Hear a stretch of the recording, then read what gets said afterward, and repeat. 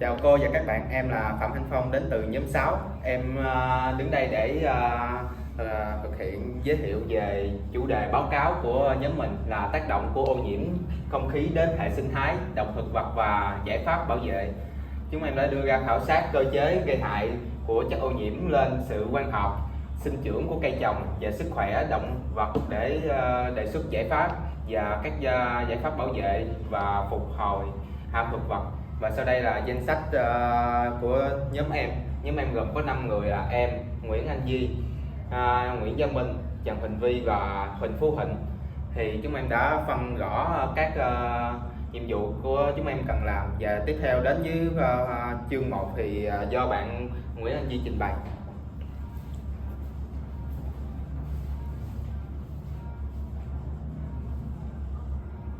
Chào cô và các bạn, em tên là Nguyễn Anh Duy.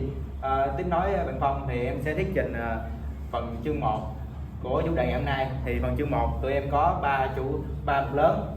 Mục lớn đầu tiên đó là tính cấp thiết của vấn đề, mục lớn thứ hai là mục tiêu nghiên cứu, và mục lớn thứ ba là đối tượng và phạm vi nghiên cứu. Đi đến mục lớn đầu tiên, tính cấp thiết của vấn đề, tụi em đã khảo sát được là ô nhiễm không khí là vấn đề môi trường toàn cầu, ảnh hưởng nghiêm trọng đến sức khỏe con người và hệ sinh thái. Các nguồn phát thải chính gồm là giao thông, công nghiệp, nhiệt điện, nông nghiệp và đốt nhiên liệu hóa thạch. Đối với thực vật, bụi mịn không khí, khí độc làm giảm quang hợp, suy giảm sinh trưởng, năng suất cây trồng, gây mưa axit và thoái hóa đất. Đối với động vật, gây bệnh hô hấp, suy giảm miễn dịch, ảnh hưởng sinh sản, tích lũy chất độc và làm suy giảm đa dạng sinh học. Ở Việt Nam thì ô nhiễm không khí ngày càng nghiêm trọng, tác động đến rừng, đất ngập nước và nông nghiệp. Chuyên đề nhằm đánh giá tác động của ô nhiễm không khí lên động thực vật và đề xuất giải pháp bảo vệ hệ sinh thái. Đến với một lớn thứ hai, mục tiêu nghiên cứu của tụi em, mục tiêu chung của tụi em là đánh giá tác động của ô nhiễm không khí đến thực vật và động vật, từ đó đề xuất các giải pháp bảo vệ và phục hồi hệ sinh thái.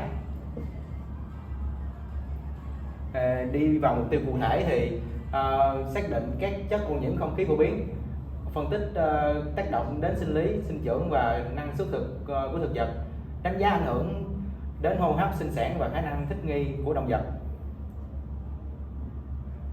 Làm rõ mối liên hệ giữa ô nhiễm không khí và suy giảm đa dạng sinh học, đề xuất giải pháp kỹ thuật sinh thái và quản lý. Đối tượng nghiên cứu của tụi em và của cái bài hôm nay là chất ô nhiễm gồm là PM2.5, PM10, SO2, NOx, CO và O3. Ở thực vật thì tụi em sẽ nghiên cứu quang hợp, khí khổng, diệp lục, sinh trưởng và năng suất. Ở động vật thì tụi em sẽ nghiên cứu hệ hô hấp, miễn dịch, hành vi và tỷ lệ sống. Ở chỉ thị sinh học thì tụi em nghiên cứu địa y, rêu, chim và côn trùng thụ phấn. Phạm vi nghiên cứu của tụi em thì nội dung tác động ở cấp tế bào và hệ sinh thái, tập trung vào giải pháp thích ứng và phục hồi hệ sinh thái. Không gian thì tụi em nghiên cứu ở đô thị, khu công nghiệp và vành đai xanh. Thời gian tụi em sử dụng dữ liệu 5 năm gần đây và dữ liệu thu thập trong thời gian tụi em nghiên cứu. Tiếp theo em xin mời bạn Gia Minh lên thuyết trình phần chương 2 tiếp nối em ạ. Ok, em chào cô và các bạn, tên là Nguyễn Gia Minh và em xin thuyết trình phần chương 2 tổng quan tài liệu. Thì phần này gồm 4 mục chính là khái quát về ô nhiễm không khí, vai trò của hệ sinh thái, động thực vật trong cân bằng môi trường, cơ chế tác động của ô nhiễm không khí đến sinh vật và tổng quan các nghiên cứu và giải pháp bảo vệ hệ sinh thái. Thì mình xin vào phần đầu tiên, đó là khái quát ô nhiễm không khí. Nội dung đầu tiên của phần này là khái niệm ô nhiễm không khí. Ô nhiễm không khí là sự thay đổi lớn trong thành phần không khí do khói, bụi, hơi hoặc các khí lạ gây mùi hôi, giảm tầm nhìn và ảnh hưởng trực tiếp đến sức khỏe sinh vật. Theo WHO, đây là sự hiện diện của chất ô nhiễm đủ để gây hại đến sức khỏe con người, sinh vật và tài sản. Luật bảo vệ môi trường năm 2020 của Việt Nam cũng quy định đây là sự biến đổi tính chất không khí gây ảnh hưởng xấu đến môi trường và sức khỏe. Tiếp theo là các nguồn phát sinh chất ô nhiễm được phân chia thành nguồn tự nhiên bao gồm núi lửa phun trào, cháy rừng, bão bụi, và nguồn nhân tạo. Tại Việt Nam, nguồn nhân tạo chiếm lực lớn từ giao thông và siêu đô thị, công nghiệp, nhiệt điện, xi măng, luyện kim và đốt sinh khối, phụ phẩm nông nghiệp hở. Phần tiếp theo là thành phần và đặc điểm của các chất ô nhiễm phổ biến, gồm 6 chất ô nhiễm tiêu chuẩn. Phần tiếp theo, phần 3, thành phần và đặc điểm của các chất ô nhiễm phổ biến, gồm 6 chất ô nhiễm tiêu chuẩn theo EPA: bụi mịn PM2.5, PM10, SO2, NOx, CO3. Yes. CO3. Lại.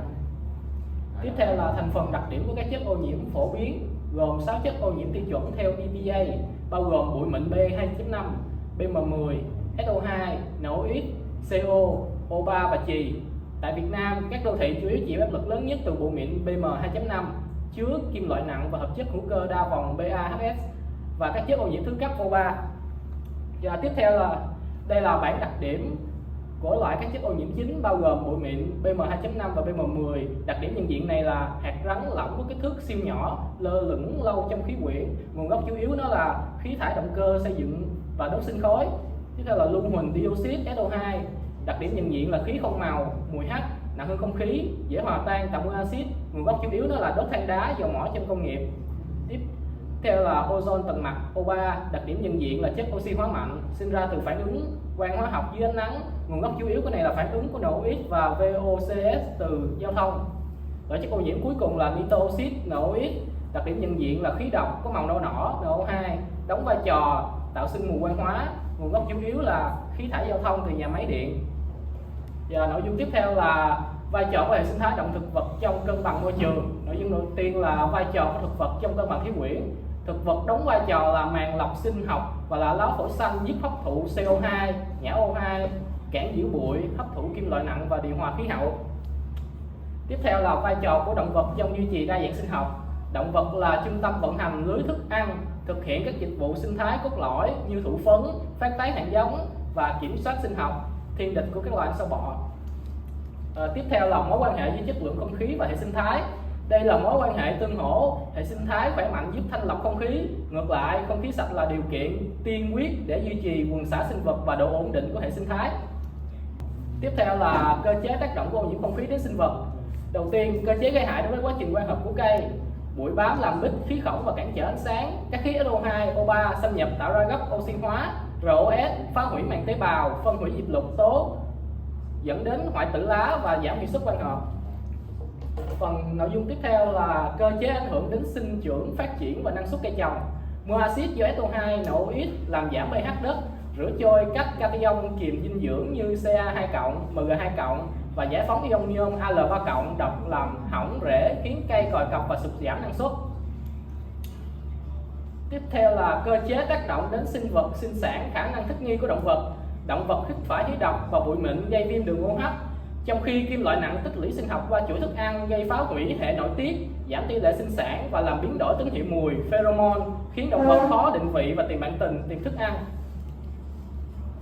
Và nội dung cuối cùng là các nghiên cứu và xu hướng bảo vệ hệ sinh thái trước ô nhiễm không khí. Đầu tiên là các nghiên cứu trong nước. Các nghiên cứu trong nước tập trung đánh giá sức chịu đựng của cây xanh, cảnh quan đô thị, tuyển chọn các loại cây có khả năng lưu giữ bụi và chống chịu khí độc cao để tích hợp vào quy hoạch xanh. Tiếp theo là các nghiên cứu quốc tế. Các nghiên cứu quốc tế phát triển các mô hình đánh giá rủi ro sinh thái như sử dụng rêu, địa y làm chỉ thị sinh học và tính toán chỉ số chống chịu ô nhiễm không khí ATPI dựa trên thông số hóa sinh của lá cây. Cuối cùng là xu hướng ứng dụng công nghệ và giải pháp sinh thái, là thúc đẩy các giải pháp dựa vào tự nhiên NBS như mảng xanh đa tầng, hành lang sinh thái xanh kết hợp quan trắc chất lượng không khí theo thời gian thực bằng cảm biến IoT và trí tuệ nhân tạo AI. Và phần tiếp theo chương 3 em xin mời bạn Huỳnh Vi lên thuyết trình. Xin chào cô và các bạn, em tên Trần Huỳnh Vi, em xin lên giới thiệu tiếp phần về chủ chuyên đề báo cáo của chúng em là chương 3 phương pháp và nghiên cứu, gồm có 2 mục lớn: thời gian và địa điểm nghiên cứu. Mục thứ hai là phương pháp nghiên cứu. Đến với mục lớn đầu tiên của chương 3 là thời gian và địa điểm nghiên cứu. Và thời gian nhóm em chọn vào tháng 6 năm 2026 đến tháng 7 năm 2026, cao điểm vào mùa mưa và bức xạ biến động, sản xuất, hè thu và giao thông tăng cao. Ở địa điểm khảo sát ở đồng bằng sông Cửu Long có 3 nhóm sinh cảnh. Thứ nhất, đô thị và công nghiệp gồm thành phố Cần Thơ, khu công nghiệp Long An và Tiền Giang có mật độ giao thông và sản xuất cao. Thứ hai, nông nghiệp thâm canh An Giang và Đồng Tháp, những nơi đốt cơm nghệ, hóa chất, nông nghiệp bay hơi. Thứ ba, sinh thái tự nhiên, điểm đối chứng vườn quốc gia Tràm Chim và rừng ngập mặn Cà Mau. Đến với phần 2 lớn của chương 3, bước 1, đo đạc môi trường, quan trắc tự động và thiết bị cầm tay để xác định nồng độ PM2.5, PM10, SO2, NO2, CO và O3 Bước 2. Khuôn mẫu sinh học gồm có thực vật và động vật. Thực vật gồm lúa, xoài và bưởi. Đánh giá tổn thương cơ học trên lá. Động vật gồm động vật lưỡng cư, côn trùng và vật nuôi. Khảo sát các sinh vật chỉ thị. Bước 3. Phân tích phương pháp thí nghiệm. Đo hàm lượng diệp lục, chlorophyll A và B, pH dịch của tế bào lá và chỉ số stress-proline. Bước 4. Xử lý số liệu. Sử dụng Excel trên SPSS để phân tích mối tương quan giữa ô nhiễm và mức độ suy giảm sinh trưởng. Đến với chương 4, kết quả và thảo luận gồm có 3 mục lớn: thực trạng ô nhiễm không khí và tác động đến hệ sinh thái. Mục 2 lớn, đánh giá hậu quả đối với hệ sinh thái, và mục 3 lớn, giải pháp bảo vệ và phục hồi hệ sinh thái. Đến với phần đầu tiên của chương 4, thực trạng ô nhiễm không khí và tác động đến hệ sinh thái. 1. Hiện trạng ô nhiễm không khí tại Việt Nam và đồng bằng sông Cửu Long. Bức tranh chung của toàn quốc. Áp lực từ đô thị hóa, giao thông và công nghiệp. Tác nhân chính là bụi mịn PM2.5 và PM10. PM2.5 đô thị lớn vượt quy chuẩn quốc gia tháng 5 năm 2023 25 microgram trên mét khối và vượt xa WHO 5 microgram trên mét khối. Đặc thù của đồng bằng sông Cửu Long. Khảo sát vào tháng 6 đến tháng 7 năm 2026. Đốt rơm rạ hè thu 60 đến 70% phát thải black carbon, PM2.5, CO, NOx, VOCs gây mùi quang hóa, chăn nuôi và phân bón, gia tăng hàm lượng NH3 tự do trong không khí. Khí tượng chuyển mùa, bức xạ cao kết hợp mùa mưa rào đầu mùa đẩy mạnh tạo O3 tầng đối lưu và tích tụ ô nhiễm cục bộ. Đến phần 2 nhỏ, tác động của ô nhiễm không khí đến thực vật, biến đổi sinh lý và hóa học, diệp lục và quang hợp. Bụi bít khí phẩm giảm đến 35 đến 50%, trao đổi khí. Lúa tại An Giang giảm từ 22,4% diệp lục so với chàm chim. Chỉ số ABTI cây bàn tại Cần Thơ giảm từ 14,2 trung bình đến 8,6 nhạy cảm cao do suy giảm axit icobic, tổn thương hình thái và mô học. Hoại tử lá O3, oxy hóa đến tế bào như mô, đốm tại hoại tử lá 15% đến 20%, diện tích lá, xoài, bưởi ven quốc lộ, vàng lá SO2, NOx, phá hủy màng thylakoid, cấu trúc diệp lục là mưa axit cục bộ, pH nhỏ hơn 5 chấm, làm hỏng màng cutin, rửa trôi khoáng chất K2+, MR2+ và giải phóng Al3+ cho rễ. Đến 3 nhỏ, tác động của ô nhiễm không khí đến động vật, tác động trực tiếp đến hô hấp và sinh lý. Ở loài chim, hệ túi khí nhạy cảm đến khiến bụi mịn PM2.5 dễ thâm nhập sâu, gây viêm phổi mãn tính, xơ hóa phổi và suy giảm dung tích trao đổi khí, dẫn đến giảm khả năng bay xa và tìm kiếm thức ăn ở chim sẻ và chim én. Ở côn trùng, ong và bướm, các không khí ô nhiễm O3, NO2 phá hủy hương hoa, làm giảm bán kính phát hiện mùi của ong từ 800m xuống còn 200m, khiến tỷ lệ hấp thụ giảm 30 đến 38%. Bệnh bám vào mắt kép và râu, làm giảm thị giác và xúc giác. Đến với tích tụ và khuếch đại sinh học qua chuỗi thức ăn, kim loại nặng độc hại gồm như chì, cadmi, thủy ngân, arsen từ khí thải không phân hủy lắng động vào đất và nước, truyền theo chuỗi như côn trùng bị ăn bởi lưỡng cư và chim ăn côn trùng. Chim ăn côn trùng và lưỡng cư bị ăn bởi động vật ăn thịt bậc cao. Hậu quả là chì làm mỏng vỏ trứng chim, tỷ lệ vỏ trứng tăng 25%, gây suy giảm hệ miễn dịch, dị tật bẩm sinh ở phôi cá và lưỡng cư, biến đổi hành vi sinh sản, giảm tiếng hót gọi bạn đời và giảm tỷ lệ sống sót của con non. Sau đây phần tiếp theo em xin mời bạn Phú Thịnh lên trình bày tiếp theo. Đến với mục 2 là đánh giá hậu quả đối với hệ sinh thái. Theo em được biết, ô nhiễm không khí là một trong những nguyên nhân hàng đầu dẫn đến suy giảm đa dạng sinh học.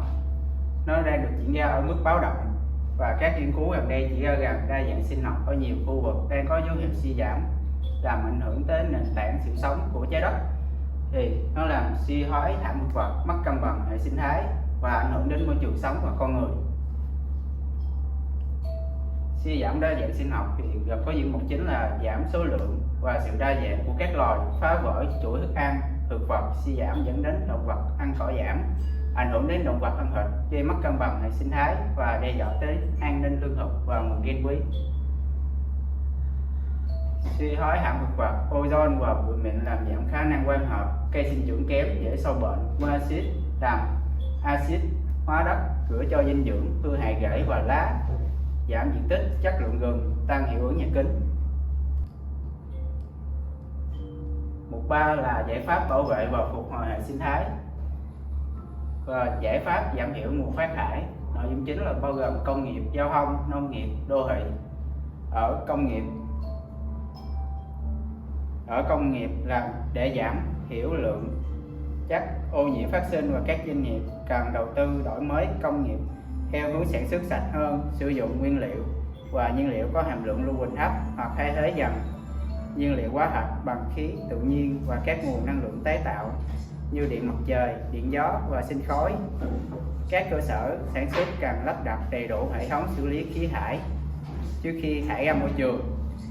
Còn ở trong giao thông, một trong những giải pháp hiệu quả là phát triển hệ thống giao thông công cộng hiện đại như là xe buýt điện, tàu điện đô thị, metro, xe điện bánh hơi và các phương tiện sử dụng nhiên liệu sạch. Trong nông nghiệp là giảm đốt rơm rạ, phát triển nông nghiệp hữu cơ. Ở đô thị, các công trình cần thực hiện nghiêm các biện pháp kiểm soát bụi như che chắn vật liệu, phun nước định kỳ, vệ sinh xe vận chuyển, thu gom chất thải, xây dựng đúng quy định. 2 là bảo vệ và phục hồi hệ sinh thái, bảo vệ động thực vật, gồm có bảo tồn khu bảo tồn thiên nhiên, kiểm soát sinh vật ngoại lai xâm hại, phục hồi hãm thực vật, trồng và bảo vệ rừng, phát triển cây xanh đô thị và phục hồi rừng và vùng đất ngập nước. Quản lý và nâng cao nhận thức, hoàn thiện pháp luật về bảo vệ môi trường, tăng cường quan trắc, công khai chất lượng không khí, giáo dục truyền thông về bảo vệ môi trường, khuyến khích cộng đồng tham gia trồng cây và tiết kiệm năng lượng. Đến với chương 5 là chương cuối cùng của bài, đó là kết luận và kiến nghị. Ta đến với mục 1 là kết luận. Ô nhiễm không khí là một trong những thách thức môi trường nghiêm trọng nhất, gây ra những tác động tiêu cực sâu rộng đến hệ sinh thái, động thực vật. Nó không chỉ làm suy giảm sức khỏe và khả năng sinh trưởng của từng cá thể sinh vật, mà còn đẩy nhanh quá trình suy giảm đa dạng sinh học và suy thoái hãm thực vật, đe dọa đến sự cân bằng mong manh của tự nhiên và an ninh của con người. Tuy nhiên, những hậu quả này có thể được ngăn chặn và đảo ngược nếu có sự chung tay, hành động quyết liệt từ các cấp chính quyền, doanh nghiệp và toàn thể cộng đồng. Các giải pháp từ kiểm soát nguồn phát thải, bảo vệ sinh vật đến phục hồi hãm thực vật, nâng cao nhận thức cần thực hiện một cách đồng bộ và xuyên suốt để hướng tới mục tiêu phát triển bền vững. Đến với mục 2 là kiến nghị. Đối với chính phủ, siết chặt tiêu chuẩn khí thải, khuyến khích công nghệ xanh, bảo vệ khu bảo tồn. Đối với địa phương, kiểm soát ô nhiễm không khí, trồng cây, phục hồi rừng, tăng cường thanh tra môi trường. Đối với doanh nghiệp và cộng đồng, tiết kiệm năng lượng, giảm rác thải, sử dụng phương tiện công cộng, tham gia trồng cây và bảo vệ thiên nhiên. Phần thuyết trình của em đến đây là kết thúc. Cảm ơn cô và các bạn đã lắng nghe.